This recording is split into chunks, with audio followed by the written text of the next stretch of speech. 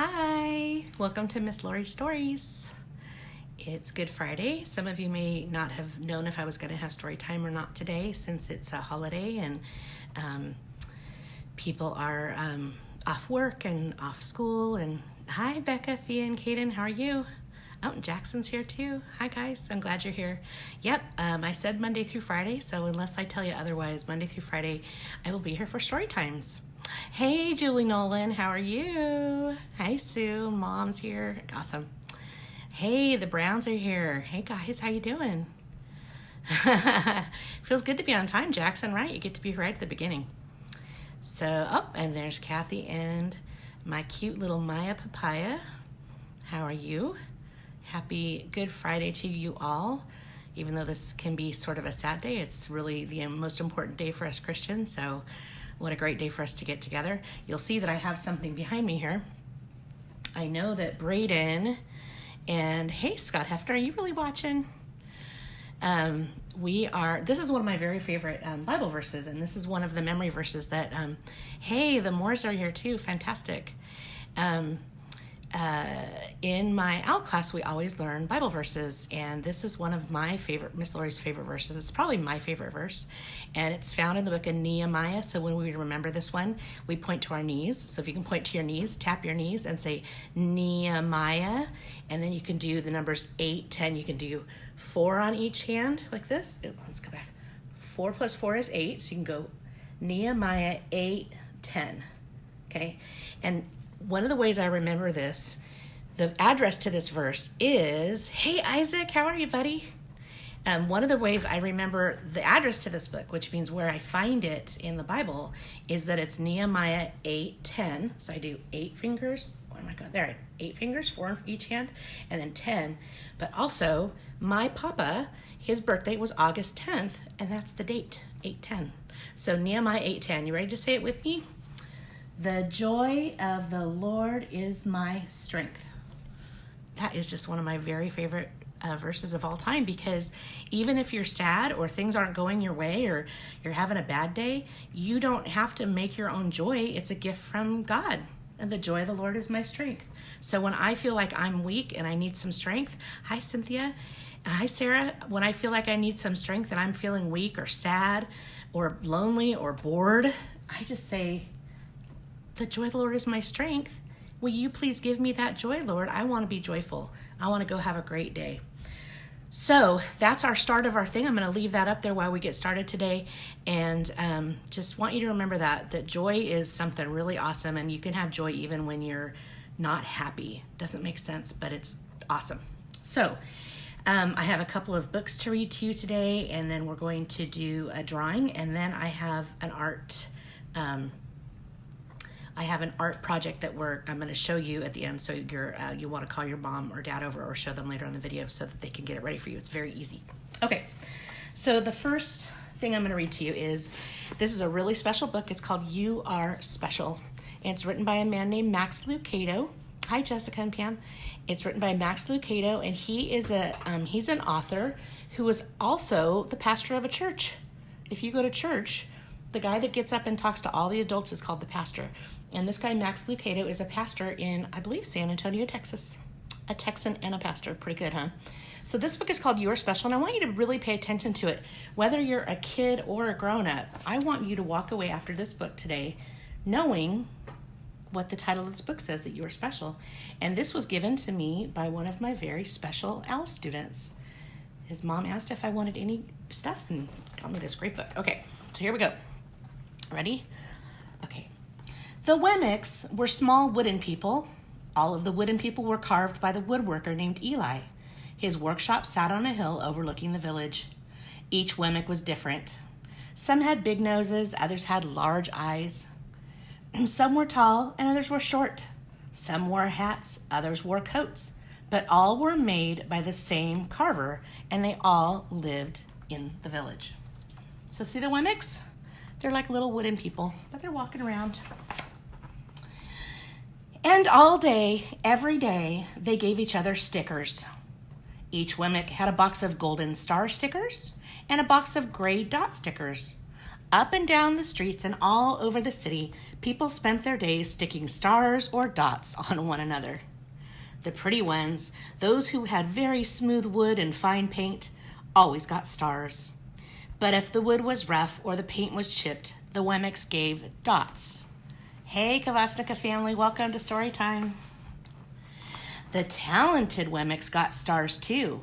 Some could lift big sticks high above their heads or jump over tall boxes. Still others knew big words or could sing pretty songs. Everyone gave them stars. Some Wemmicks had stars all over them.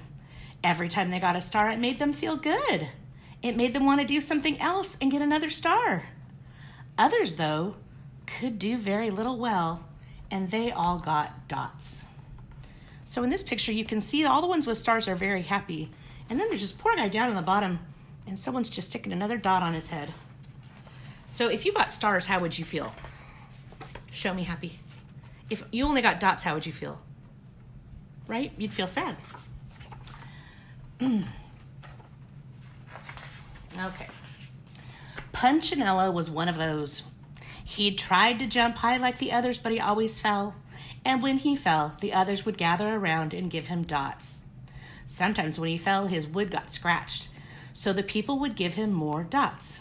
Then when he would try to explain why he fell, he would say something silly, and the Wemmicks would give him more dots. After a while, he had so many dots that he didn't want to go outside.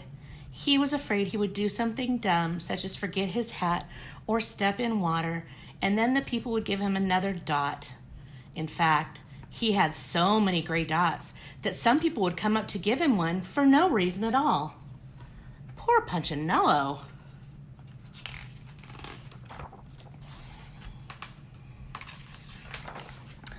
He deserves lots of dots, the wooden people would agree with one another. He's not a good wooden person. After a while, Punchinello believed them. I'm not a good Wemmick, he would say. The few times he went outside, he hung around the other Wemmicks who had lots of dots. He felt better around them. How does Punchinello look to you in that picture? Does he look like a happy Wemmick or a sad Wemmick? One day, he met a Wemmick who was unlike any Wemmick he'd ever seen. She had no dots. She had no stars. She was just wooden. Her name was Lucia. It wasn't that people didn't try to give her stickers. It's just that the stickers didn't stick. Some of the Wemmicks admired Lucia for having no dots, so they would run up and give her a star, but it would fall off. Others would look down on her for not having no stars at all, so they would give her a dot. But the dot wouldn't stay either. Hi, Nancy. Hi, Denise. That's the way I want to be, thought Punchinello. I don't want anyone's marks. So he asked the stickerless Wemmick how she did it. It's easy, Lucia replied. Every day I go see Eli. Eli? Yes, Eli the wood carver. I sit in the workshop with him. Why? Why don't you find out for yourself? Go up the hill, he's there. And with that, the Wemmick who had no stickers turned and skipped away. So how do you think Lucia felt about having no dots or no stickers? She's got a very pretty smile, and she skipped away. People don't normally skip when they're sad. I think it's safe to say she's a pretty happy Wemmick. But will he want to see me? Punchinello cried out. Lucia didn't hear, so Punchinello went home and sat near his window and watched the wooden people as they scurried around, giving each other stars and dots. It's not right, he muttered to himself. And it was then that he decided to go and see Eli. He walked up the narrow path to the top of the hill and stepped into the big shop. His wooden eyes widened at the size of everything. The stool was as tall as he was. He had to stretch on his tiptoes to see the top of the workbench. A hammer was as long as his arm. Punchinello swallowed hard. I'm not staying here, and he turned to leave. Then he heard his name. Punchinello? The voice was deep and strong. Punchinello stopped. Punchinello, how good to see you. Come and let me have a look at you. Punchinello slowly turned and looked at the large, bearded craftsman. You know my name? the little Wemmick asked. Of course I do. I made you. Eli stooped down and picked him up and sat him on the bench. The maker spoke thoughtfully as he looked at the gray dots. It looks like you've been given some bad marks. I didn't mean to, Eli. I really tried hard. Oh, you don't have to defend yourself to me, child. I don't care what the other Wemmicks think. You don't? No, and you shouldn't either. Who are they to give stars or dots? They're Wemmicks just like you. What they think doesn't really matter, Punchinello. All that matters is what I think, and I think you are pretty special. Whoa! How would you feel if the guy who made you said that to you? He didn't care if you had dots or stars. Punchinello laughed. Me special? Why? I can't walk fast. I can't jump. My paint is peeling. Why do I matter to you? Eli looked at Punchinello, put his hands on those small wooden shoulders, and spoke very slowly. Because you're mine. That's why you matter to me. Punchinello had never had anyone look at him like this, much less his maker. He didn't know what to say. Hey, Laurie. Every day I'd been hoping you would come, Eli explained. I came because I met someone who had no marks, said Punchinello. I know. She told me about you. Why don't the stickers stay on her? The maker spoke softly. Because she has decided that what I think is more important than what they think. The stickers only stick if you let them. What? The stickers only stick if they matter to you. The more you trust my love, the less you care about their stickers. I'm not sure I understand. When someone says something that hurts my feelings, I usually let it stick. Maybe I don't have to. Eli smiled. You will, but it will take time. You've got a lot of marks. For now, just come and see me every day, and let me remind you how much I care. Eli lifted Punchinello off the bench and set him on the ground. Remember, Eli said as the Wemmick walked out the door, you are special because I made you, and I don't make mistakes. Punchinello didn't stop, but in his heart he thought, I think he really means it. And when he thought that thought, look what happened. A dot fell off.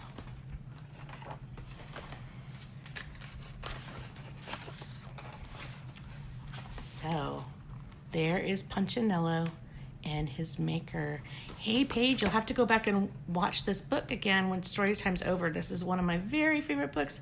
Hey, oh my gosh, how fun to see my friends. As Yasmin's here.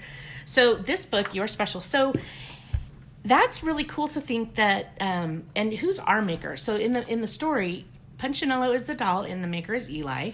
So I'm Miss Laurie and my maker is God, right? So because this guy's a pastor, I know that he's trying to teach me something about God through this book. And so what I think he's teaching me is that I matter to God and he loves me. And when I make mistakes, he sees them. But then when I ask forgiveness, he forgives them. And he doesn't put stickers or dots on me, or stars or dots. He just loves me. And that's how he loves you too. And maybe you don't think you're very good at something, but that's okay. If you can't sing or dance or act or draw, that's okay. God still loves you. And he's the only one that always loves you, always, always. So that is such a special book. I love it, love it, love it, love it, love it. So if you didn't see the whole book, please go back and watch that later. Yeah, because I just love it. So, and I want you to know, everybody who's watching this, that you are special to me. And when your little names pop up here there's a little, when I'm watching, there's little things down here. Like I see Yasmin is there and Stephanie is here. It tells me you're watching. If your name doesn't pop up there, then I don't know you're watching. And when I see those names pop up, it makes me really happy. Hi, Nancy. Okay, so it's Good Friday. So what does that mean? Because right now we can't go to church. Hey, Rogers girls, how are you? Because we can't go to church, it's been kind of hard to get in the Easter spirit for me. I've been a little bit like, doesn't really feel like Easter, and Good Friday is one of my favorite days to go to church because it's the most important day to me as a Christian, because it's the day we remember that Jesus died for us. And even though that's a really sad thing and we feel bad for Jesus that he had to do that for us, it's the most important thing because he died for me. He died for you. He died so that our sin wouldn't have to stay with us all the time. That when we make mistakes, we don't get gray dots that stay on us forever. That we can go ask forgiveness and all those dots are going to fall off of us, right? And so, and then we get to go live in heaven and have eternal life for him after our life on earth here is done. So it's a really special day to me. And usually when I go to church on this day, we sing a lot of really cool songs and worship God. And then usually there's a time of maybe taking communion or of doing, of a lot of prayer. And it's one of my favorite things. So I'm going to have to figure out how I'm going to do that at home with my own family, because I don't want to miss out on that. But in old days before Jesus died for our sins, people, when they did bad things, they would have to make a sacrifice, and they would sacrifice little lambs. And so today we are going to draw a little lamb, because Jesus is the Lamb of God who takes away all of our sins. So look on the bottom there, you're going to see that little lamb, and this is a fun one. It's similar to our shaggy dog that we did. So get your paper and pencil out, or pens or crayons or markers or whatever you have. I'm going to use, what's my favorite tool, friends? Miss Laurie loves her Sharpies. And I'm going to use a gray Sharpie to do it, because I'm going to make my little sheep like a little gray sheep. Okay, so I'm going to move this just a little bit closer. Okay, so here's my fun guy. So on this one, what we're going to do is we're going to start out making like, kind of like, it's like a swirly. Do you see what I'm doing? It's like curly cues all in a row. And I'm going to do like 4 or 5 rows of curly cues. Okay, so you just put your pen or pencil down and you just make circles that are all attached to each other. And if they overlap a little bit, that's okay. If they don't overlap a little bit, that's okay too. Hey, Amanda, how are you in Harper? I've been praying for you. Amanda's about to have another baby girl. Okay, and then here we go again. Let's do another row.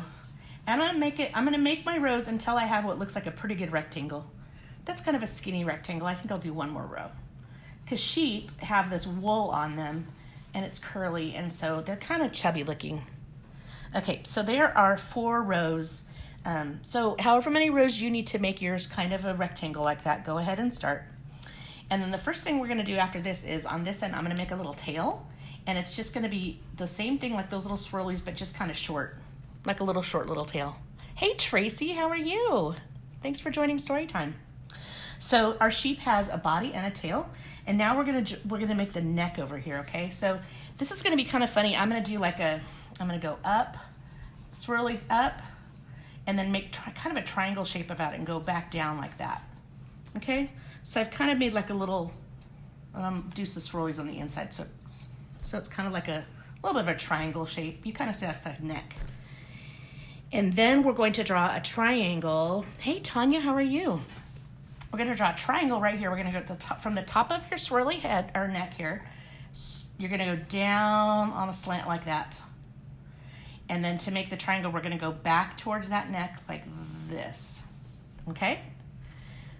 So then that is his little face. Okay? And then we're going to give him a little tiny chin like that to round off his face a little bit.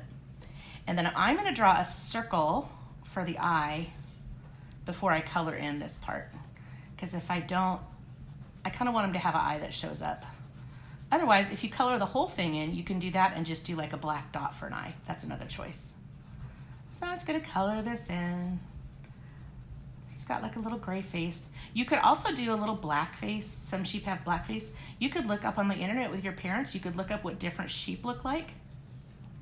So in the Bible, it also says that Jesus is the good shepherd. Right? The Lord is my shepherd. I have everything I need. We memorized that in chapel this year at Canyon Creek. Okay, so here's my little sheep. Now I'm going to make a D shape over here on the top of his head. I'm going to go out and then do the curve down to the bottom. What do you suppose that is? Yeah, it's his ear. And I'm going to color that in too. Okay, so my sheep has a body and a tail and a neck and a face. And let's see, I think that I mentioned that he's going to need an eye. So inside that black dot, or that white circle I made, I'm going to make a nice big dot. There he is. Okay. The next thing my little lamb is going to get is some legs. When we did the cat about a week or so ago, we did it looked like it was running. So we're going to do it kind of like running action. So we're going to do not straight legs. We're going to do curved legs, okay? So off the back, I'm going to do one curved leg, and then I'm going to go a little bit of a space and do another curved leg. And then I'm going to do the same thing off the front. I'm going to do a curved leg and then another curved leg. Doesn't look like he's running. Yeah. So if you, let's see, I'm going to look for a green because the Lord is my shepherd and he leads me through the green pastures, right? Ooh, my Sharpie is running out. And he leads me beside the still waters, right?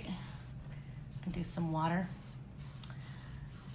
So the Lord is my shepherd and you are his little lamb. So there you are, your little lamb.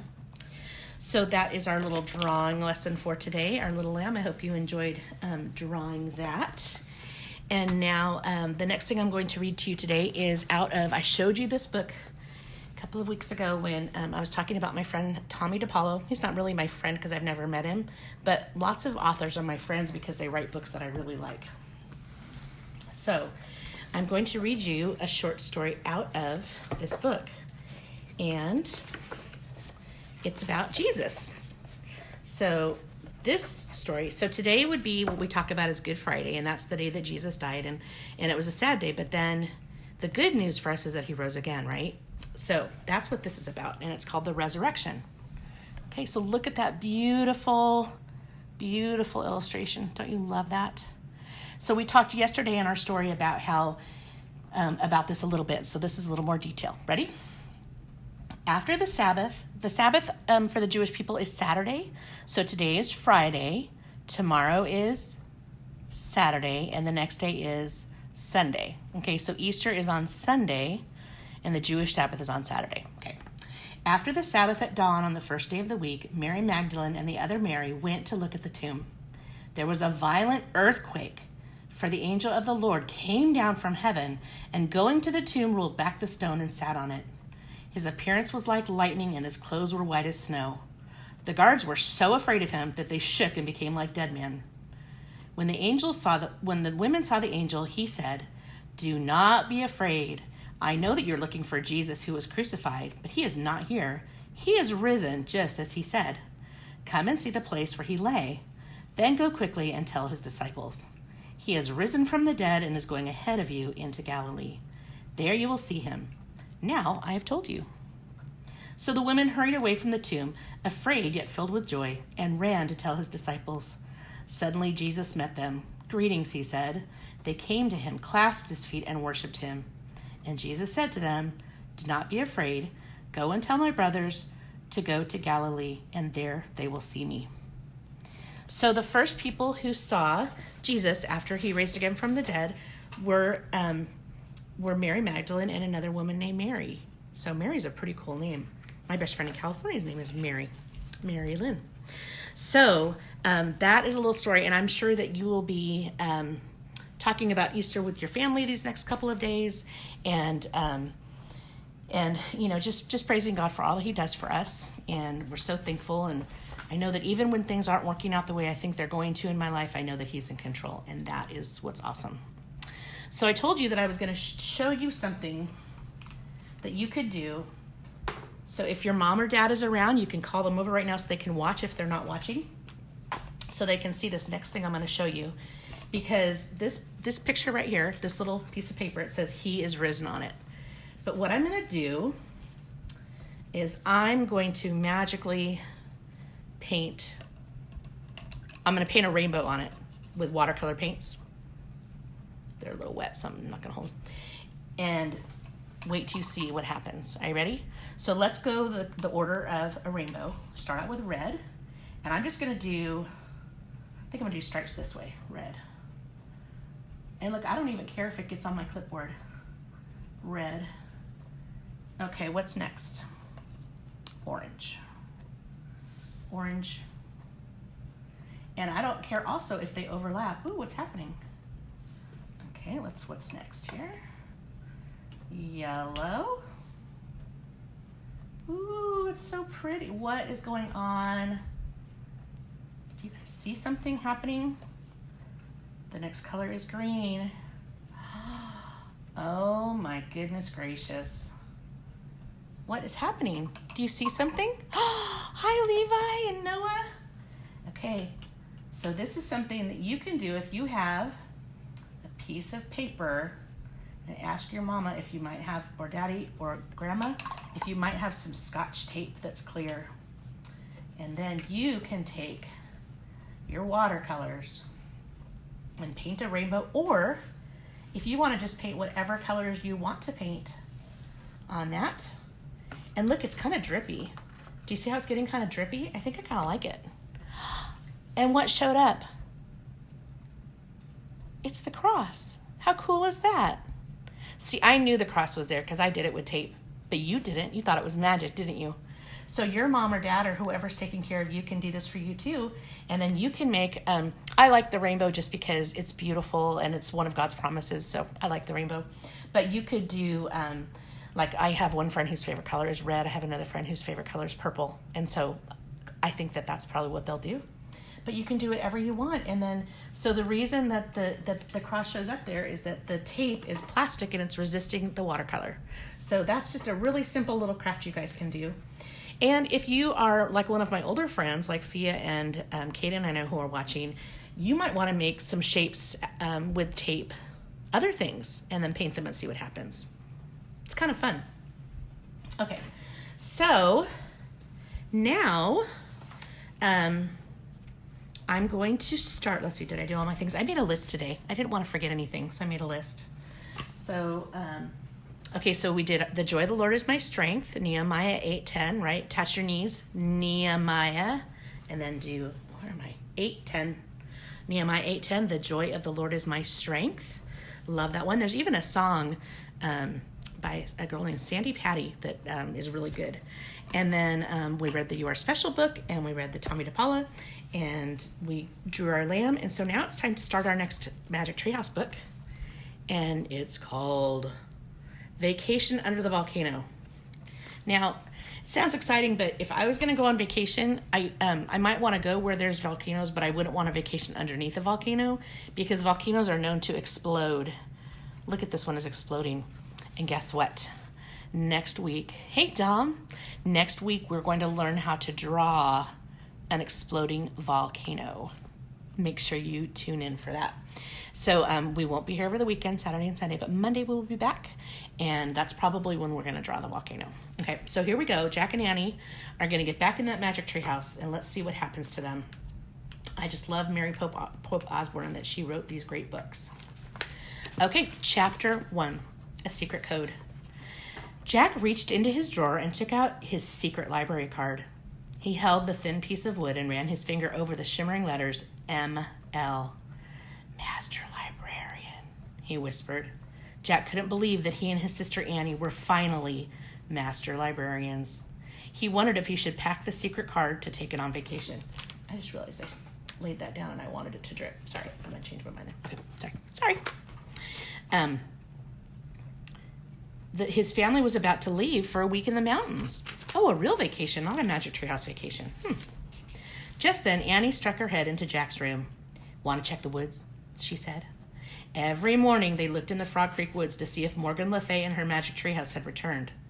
We can't, said Jack. We're leaving soon. But what if Morgan's there, said Annie. What if she's waiting for us? Oh, okay, said Jack. Let's go look fast. He grabbed his backpack, threw it in his notebook, his pencil, and his secret library card. Then he followed Annie downstairs. We'll be back soon, Annie called. Hey, don't go far, said their dad. We're leaving in 20 minutes. Don't worry, we'll be back in 10, said Annie. Right, thought Jack. 5 minutes to the woods and 5 minutes back. Even if Morgan sent them on an adventure, they would return at exactly the same time that they left. Jack and Annie ran out of the front door. In the bright morning sunshine, they hurried across their lawn and down the street. I had a nightmare last night, said Annie. What was it, said Jack. I dreamed that fires were burning, said Annie, Everything was smoky and dark, and the ground was shaking. Do you think it was a warning? Nah, said Jack. Nightmares never come true. They left the sidewalk and headed into the Frog Creek woods. The woods were quiet and peaceful. They walked between sunlit trees, and they came to the tallest oak in the woods. Yay, said Annie. There it was, the magic tree house, and Morgan Le Fay was waving from the window. Hail, Master Librarians, she said. Jack and Annie bowed playfully. At your service, said Annie. Then come on up, said Morgan. They grabbed a rope ladder and started up. When they climbed inside the treehouse, they found Morgan holding a book and a piece of paper. I have an important mission for you, she said. Are you ready? Yes, they both answered. Jack's heart pounded. Ever since Morgan had made them master librarians, he had been longing for their first mission.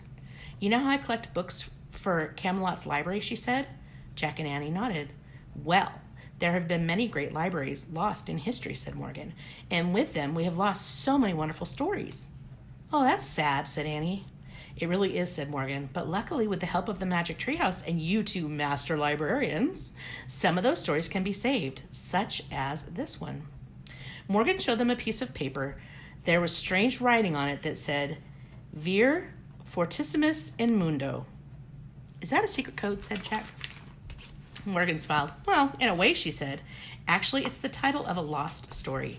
It's written in Latin, the language of the ancient Romans of Italy. Ancient Romans? Said Jack. He loved anything to do with ancient Romans. Yes, said Morgan. The story was in the library in a Roman town. I need you to get it before the library becomes lost forever. No problem, said Annie. Do you have your secret library cards? Said Morgan. Yes, said Jack. Good, do not lose them. The right people will know what they mean, said Morgan. And as usual, here's a book to help you. Morgan handed Jack a book called Life in Roman Times. The cover showed a Roman town with people wearing tunics and sandals. That looks great, said Jack. And take this, the name of the story I need, Morgan said, handing him a piece of paper. Jack put it in his pack. Remember, said Morgan, your research book will guide you, but remember, in your darkest hour, only the ancient story can save you. But first you must find it. Jack and Annie nodded. Go now, Morgan said softly, and don't forget what I just told you. Thanks, said Jack. He pointed at the cover of the book on Roman Times. I wish we could go there, he said.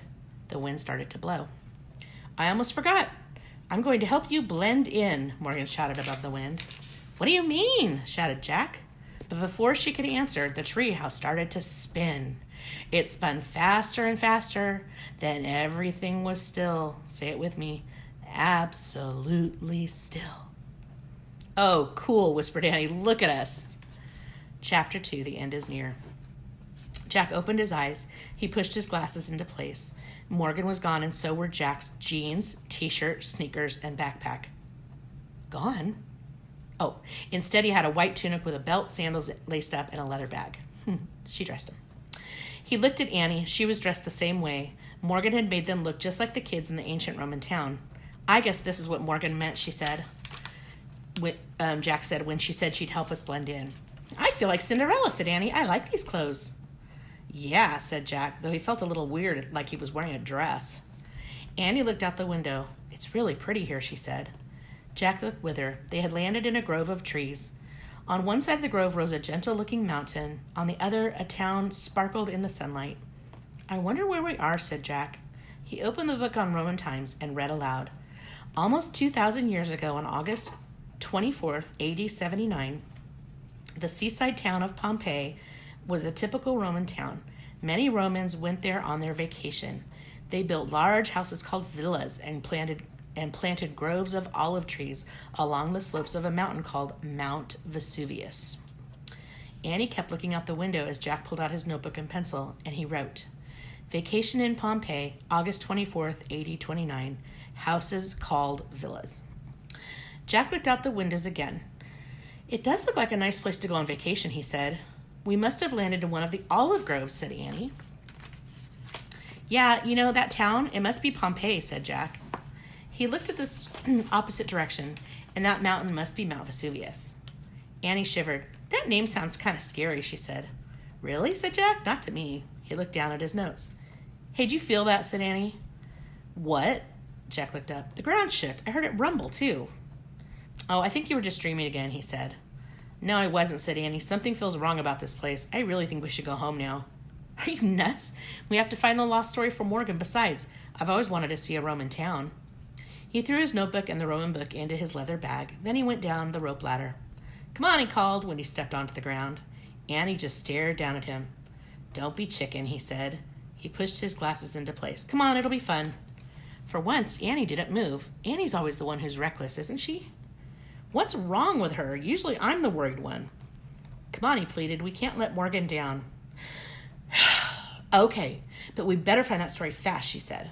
Finally, she climbed down the rope ladder. The sun was bright and hot as they took off between the olive trees.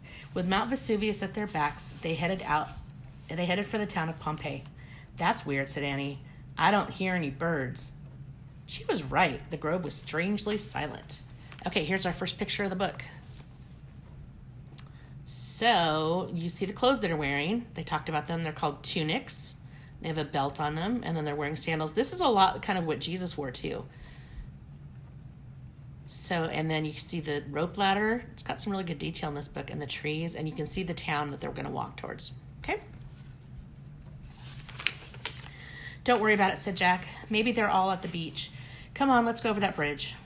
He led the way to a small wooden bridge that crossed a narrow stream, but when they got to the stream, they found it had dried up.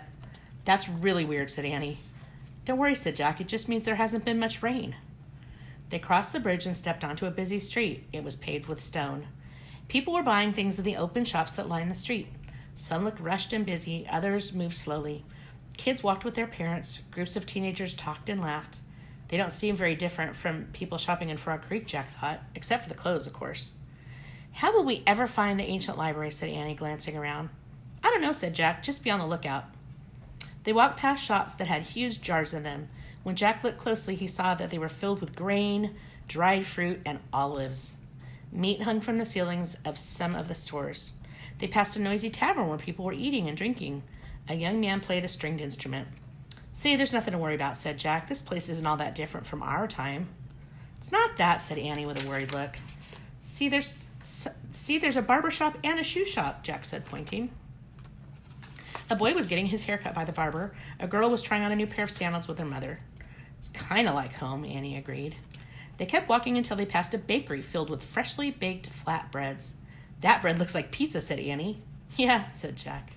The good smells from the bakery made him feel even more at home. Jack looked at Annie. She was still smiling as they walked on. Soon they came to a large square filled with people, carts, and horses, and more shopping stalls. Honey cakes, stuffed dates, peacock eggs, sellers called. Peacock eggs? Farmers were selling grapes, garlic, and onions. Fishermen were selling all kinds of fish. A few people stood on boxes giving speeches to small crowds. I bet this is the Forum, Jack said. He reached for his bag for the book. He flipped through it until he found a picture of the square and read. The center of a Roman town was called a Forum. The Forum was the main place where most people met to sell goods and discuss politics. I was right, Jack said. He pulled out his notebook and wrote, the Forum. Jack, whispered Annie. Jack, she tugged at his tunic. Look. Jack looked up. Annie nodded towards an old woman who was staring straight at them. She wore a black cloak. Her gray hair was tangled and wild. She seemed to be missing her teeth. The woman pointed a bony finger at Jack and Annie. The end is near, she said in a raspy voice. Go home, strangers. Yikes, said Annie. We better go away from her, said Jack, before people wonder who we are. He put away his notebook, and then he and Annie hurried away. The old woman laughed behind them. Okay, friends, that was the first 2 chapters of Vacation Under the Volcano. I hope you enjoyed our story time today. You can always go back and watch it again if you missed any portion of it, or if you want to do the drawing again and you need the direction. I forgot to mention when I did this is actually a piece of cardstock. You can do it with plain white paper, but cardstock is going to hold up a little bit better. You can see that it's, even when it's a little bit damp, it's okay. So thank you for joining. Great to see you, Sue. I'll see you Monday. And y'all have a blessed Easter. Be good to others. And remember to go back and visit your Maker often and let him tell you how special you are to him. Okay? Love you. Bye.